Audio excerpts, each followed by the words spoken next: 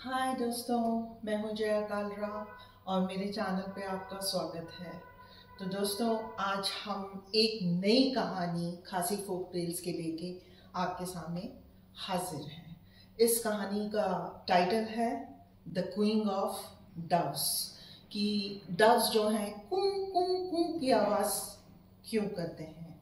और दोस्तों, आप कहेंगे कि मैं फिर से एक बार हिंदी में इस वीडियो को बना रही हूँ क्योंकि मेरे पास बहुत लोगों की रिक्वेस्ट आई है कि प्लीज़ आप वीडियो को हिंदी में बनाएं तो हमको ज़्यादा अच्छे से समझ में आएगी। तो पब्लिक डिमांड पे मैं एक बार फिर से हिंदी में इस वीडियो को दिखा रही हूँ।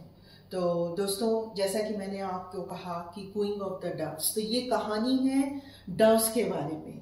तो जैसे पहले के ज़माने में कहते हैं, प्राचीन काल में जो डव्स थीं, जो इनकी फैमिलीज थीं, ये दूसरे लोगों से बहुत अपने आप को विड्रॉ करके रखते थे।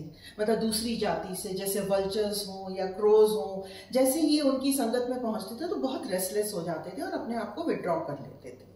तो ये अपने आप में रहना पसंद करते हैं और डव्स जो हैं वो अनाज के ऊपर में, ग्रीन्स के ऊपर में सरवाइव करते हैं। तो क्या हुआ कि प्राचीन टाइम में, प्राचीन समय में एक फैमिली थी। मतलब पूरी की पूरी जो इनकी क्लैन होती थी, जाति होती थी कबूतर की, सब एक साथ रहते थे। तो वो उस जाति में, उस फैमिली के अंदर में सबसे जो छोटी कबूतर थी या डव थी, उसका नाम था कापारो। ये कापारो है जो उस फैमिली की सबसे छोटी लड़की थी और बहुत सुंदर थी, सबसे सुंदर थी। तो उसकी जो पूरी फैमिली थी उसको बहुत प्रोटेक्ट करके रखते थे। वो लोग जब दाना भी चुगने के लिए फील्ड में जाते थे तो इसको साथ में नहीं लेके जाते थे।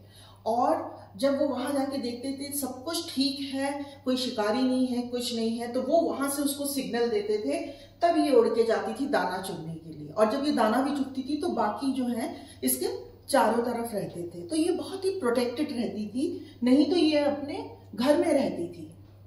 तो एक दिन क्या हुआ कि ऐसे ही सारे के सारे इनके फैमिली के मेंबर्स जो थे, सारे के सारे खेत पे गए हुए थे दाना चुगने के लिए। और ये अपने ही सामने एक पेड़ के ऊपर चढ़ गई और वहां आराम से बैठ के अपने परों को खुजली कर रही थी और गुदगुदा रही थी और एंजॉय कर रही थी। उसने देखा कि उस पेड़ के ऊपर में बहुत सारी बेरीज, लाल रंग की बेरीज लगी हुई थी।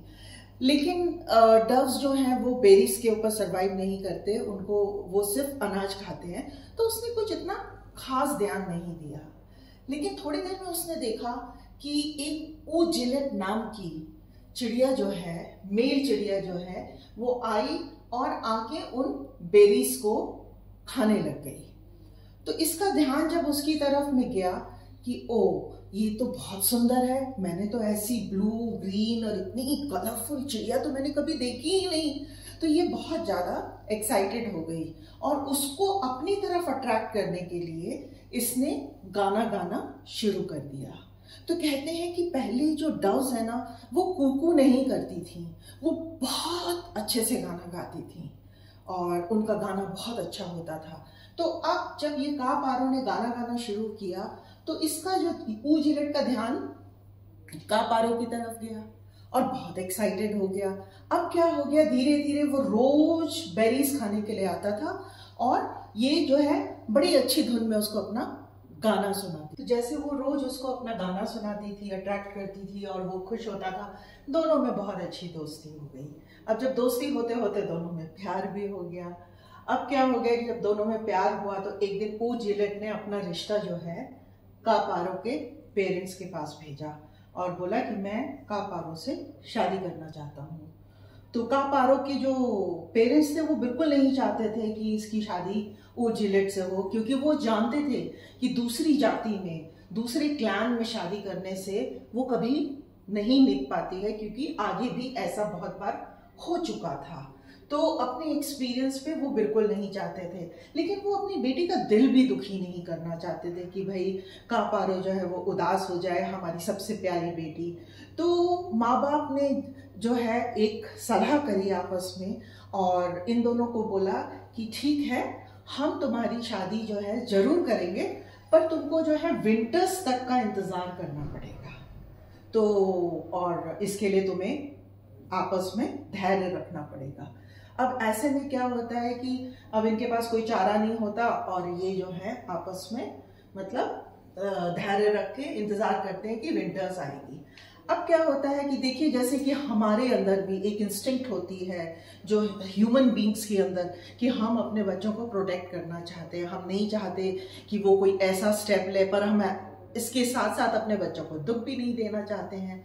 तो यही ऐसा ही देखिए सेम इंस्टिंक्ट जो होता है बर्ड्स के अंदर, एनिमल्स के अंदर भी होता है, वो अपने बच्चों को प्रोटेक्ट करना चाहते हैं। क्यों? क्योंकि माँ बाप जानते थे कि जब विंटर्स आएंगे, जब विंटर्स आ जाएगी तो ये बेरीज जो है ये खत्म हो जाएगी, और जब ये बेरीज खत्म हो जाएंगी, अगर फिर भी ये ओजिलेट जो है यहाँ रुकती है और जो दाना होता है, जो उनका ग्रेन्स होते हैं जिसपे डव्स सरवाइव करते हैं, अगर वो भी उन पे सरवाइव करने के लिए मानेगी और रुकेगी, तो उससे अच्छी कोई चीज हो नहीं सकती है। तो हम उससे शादी कर लेंगे, इसका मतलब है कि वो हमारी बेटी के लिए सेक्रीफाइस करने को तैयार है। और अगर वो नहीं रुकती, ओजिलेट नहीं रुकता और वो चला जाता है, तो इसका मतलब है कि वो हमारी बेटी के लायक नहीं है। तो जैसे जैसे विंटर आई तो धीरे धीरे बेरीज सारी खत्म हो गई।